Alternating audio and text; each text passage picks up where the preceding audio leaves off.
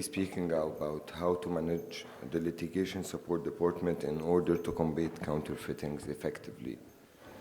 So my background is litigation, anti-counterfeiting, counterfeiting measures, litigation procedures, civil procedures, criminal procedures, all aspects of IP rights. So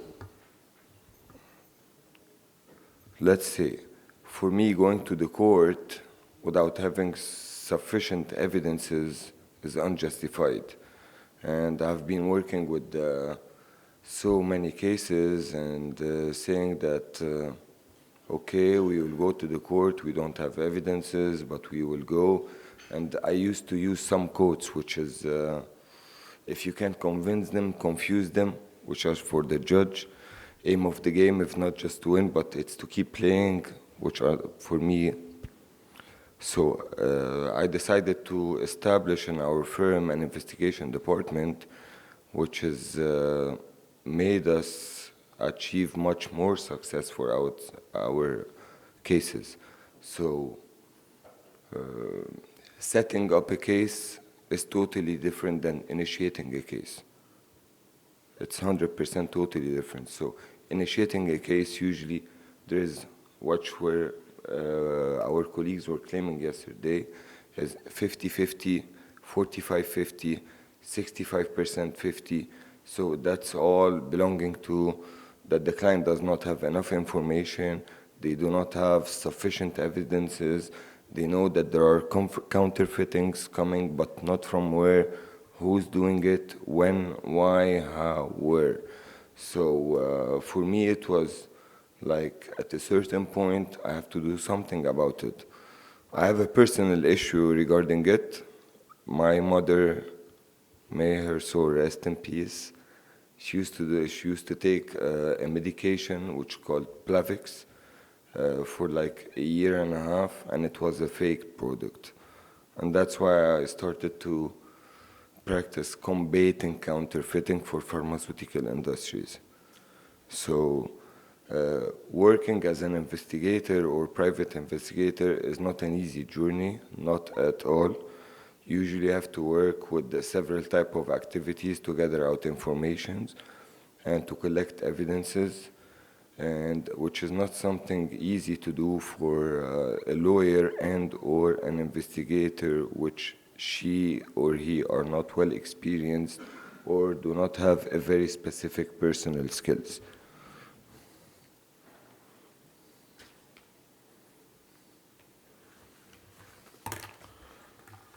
That's my quote. According to my experience in the field of work, undercover operations collecting evidence such as photograph, images, videos, and other such of evidences are very fruitful, but usually they are not easy to collect or procure or occur. So this is 100% for me supporting the litigation department. So litigation department is lawyers. For us, the support of the litigation department is the investigators. So there are two types of supporting the litigation department. The first one, academic and technical. The first one is establish a concrete internal support department database to build a proactive, systematic, and collaborative process where you can share all the information between the lawyer and the investigator about concerning the type of the case, what do they need, they want to initiate a criminal case, civil case, how do you want to set up the case, whatever they want to do. So that belongs to the lawyer. The job of the investigator is they will follow the instruction of the litigators. The second one is understand the finance, economy, and how work happens. That means that you always should know that what type of industries is the client in, how should they work, how IP crime are conducted in this field on the industries, how do they work, so many things.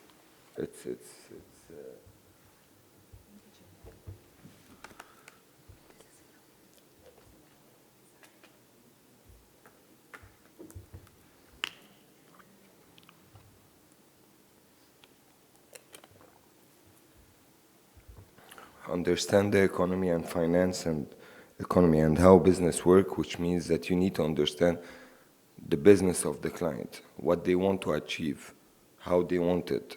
They want to prove that they are aggressive in litigations in the market, or they just want to claim compensation and obtain some compensation.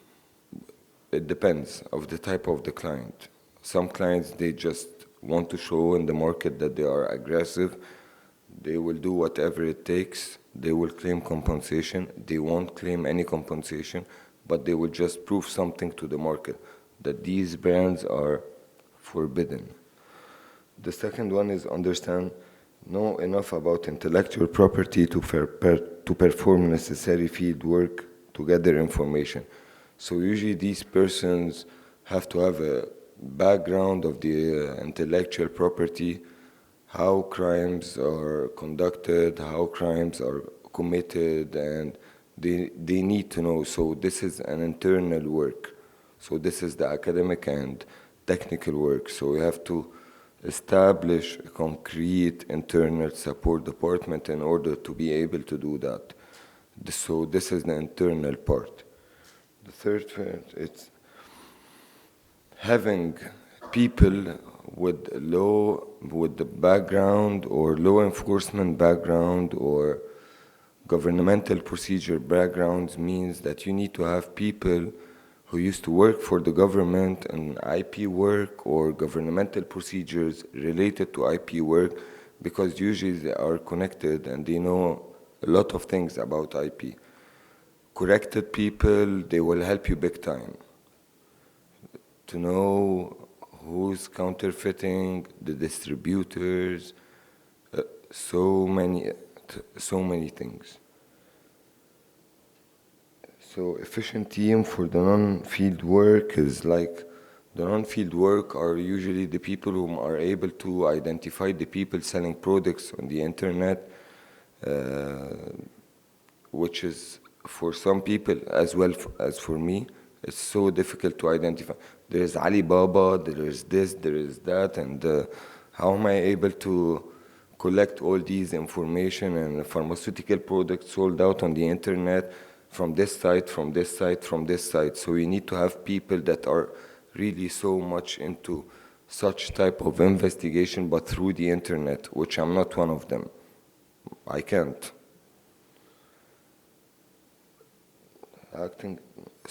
Acting as the bridge between the legal, marketing, sales, and or security department. Some companies like Pirelli, Bridgestone, those, they do have a security department. Some other companies, they don't have a security department to handle this. For the sales, so working as the bridge between both of them is like telling them what's happening in the market, who's the leader, who's not the leader, who's selling, who's new, who's not new, and they will be able to identify who's their distributor, because sometimes the counterfeitings come from the distributors themselves.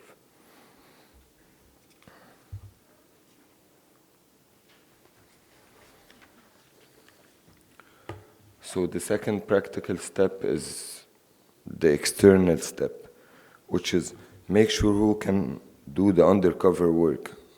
So let's say, for example, we're tracing that, we have examples for this. It's Valentino brand, so usually it's for ladies. So who's able to do the undercover work, a lady or a man? A lady who's using brands or a man who's not using. So it depends. Are they aware of IP crime? How is it committed? When, why, and how? Who's the manufacturer? Who's the distributors? Who's the consumers? Who's the customers? It's a very, very specific part. Support of local units is mandatory. That means that you need to have a connection with the government, a connection with someone, not the government, but with someone inside the government who's going to help you. In order to be able to have this person, you need to have a relationship with this person, which means that you need to prove trust, work on several cases, show them or show him that you're never gonna let go over these cases, and you're not gonna never disclose whatever information you get. Eyes in the Asian market, that's the support of the investigation department, which means that you always have to be aware of what's inside the market, who's the distributors, there's someone there's someone new in the market, what is he doing, what kind of product is he distributing, and you can't know these things unless you are in contact with someone in the same field in the market. Support of our undercover operation by local units, that means that you need to have someone inside the government, whether it's custom procedures, Ministry of Trade and Industry, Ministry of Local Health, whatever it is, you always need to have someone inside who trusts you and who would be able to disclose some information with you, which is not legal. So that's being corrupted. I understand 100%. Track and trace, that's for counterfeitings. Track and trace. Most of my clients, and I want to thank my Japanese clients and my pharmaceutical clients. They helped me in doing this. So the track and trace, we are, as a lawyer or investigator, we will never be able to do the track and trace without the support of the local units. I just provide the local units or one of the local units with the track and trace, ask him, this is my client, can you please provide me with the information of importation, exportation, and this and this and this, and therefore I will be able to provide my client with a list, whether Bangladesh, China, this, and then we will make a filter, and therefore we will be able to identify who's the counterfeiter, who's the distributor. But it will come at a certain point that there is usually a letter of amendment from the recipient, which we will see now. The game plan, which is the activity, the who, the what, the where, when, and how. So here are the example, referring to some of the colleagues yesterday that they said that they have to refer to the court and then refer to the experts, so it would take some long time. This is how we do it. We go what we call the trap purchase. We go, send our investigator, they obtain evidences, they buy products, they claim that there is an evidence which is the credit card receipt claiming Valentino, which is one of my main clients, and then we have pictures of everything, and then the same for another shop called Valentino. This is one of our investigators, and the other is a lawyer. So after doing this, that's what we call the setup of the case. Because usually the clients say, we're facing counterfeitings, we don't know where is it coming from, who's the manufacturer, who's the distributor, who's this, who's that. But doing this job, when you go to the court, you have the expert opinion, which is this one. Here are submitted documents, photos of the job, credit card receipt, everything. So when you go to the court, you have everything settled down, so you just need an court order. So it resume and it minimize the time process, cost, and everything for the client. And here it is, the expert opinion, which is therefore the complaint party, this. So when you go to the court, you just, court of first instance, court of appeal, court of cassation. So I prefer, according to my own opinion, reaching to my client, the court of first instance is a decision in our client's favor, not against us. This is the track and trace. Some of our clients, sometimes they are facing counterfeitings. So if you go there, I can see this is Unisharp. some of our clients are sometimes facing counterfeitings. They don't know from where are they coming, who's the distributor, who's the importer, who's the exporter. So I obtain from the local points, which is a contact point, one of the people who trust us, and we start to make a filter. Japan, Japan, Japan, Japan, Japan, Japan. So it's not a counterfeiting. It might be a local manufacturer. So we work on this field. We won't be looking for China, Bangladesh, and this. Here's that's bridges one. It's the same. So the track and trace point is like you provide the client with the track and trace, which is a document proving the client that he's importing and exporting from these countries, manufacturing through these countries, and then you provide the client with this paper or whatever you call it, Excel sheet. This one should be like 40 papers or something, and at a certain point the client is like, okay, this belongs to us, but we have to verify Bangladesh, China. And through this point we are able to identify the counterfeiters. And if we are able to identify the counterfeiters, we're able to go to the court and we're able to succeed. That's the same, track and trace. I think this one is, I can see very well, but I think this one is for Bridgestone. So if it's all Japan, Japan, Japan, Japan, that means there is nothing wrong with counterfeiting, and it appeared that there is the time limit here in the UAE, the GCC countries, how do we call it? The expiry of the tires, it's 3 years, but the expiry of the tires in Egypt is 5 years. So usually those people used to, after the 3 years, they have to destroy the products or get it back to the clients, but they used to transfer to Egypt and sell it with not a below amount, but with the same amount. So that's not counterfeiting. This is something between the clients. So usually the client pays the same thing from inside.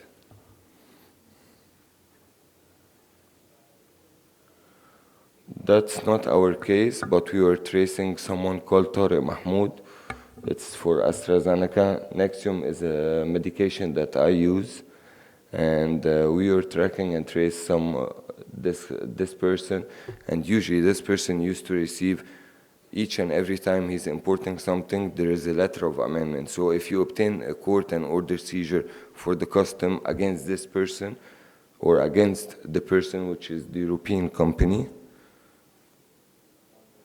here's the packing list, here's the invoice, this is in Turkish, and then the waybill. So there is a letter of amendment. So I have a court seizure or court order against this, and when you go to the customs, you find a letter of amendment. So you are unable to do anything. You just go back home, do nothing. So that's the track and trace, what we call track and trace. So if you are able to identify who's the counterfeiter, where is it coming from, who's the manufacturer, who's the distributor, we're able to obtain the correct court order. And then it comes the litigation strategy, which is for the lawyer, cooperation in different legal fields, trademark and patent law, public law, product registration, transport, environmental law, criminal law. I am always going through the criminal law. I prefer it. So the strategy: identify core trademark, prepare border seizure, check trademark portfolio and detect gaps, file if necessary, prepare documentation for customs authority in each, identify contact person in each affiliate for custom authorities, request border seizure, use gained information. And the third strategy is use different legal weapons, decision between administrative or court proceeding, decision between criminal or civil law proceeding, and then play all cards. trademark for fast shot, to prepare check for patents, use public and criminal law. I don't think that any one of you need explanation for this, but I will be here for the Q&A. Thank you so much. Thank you very much.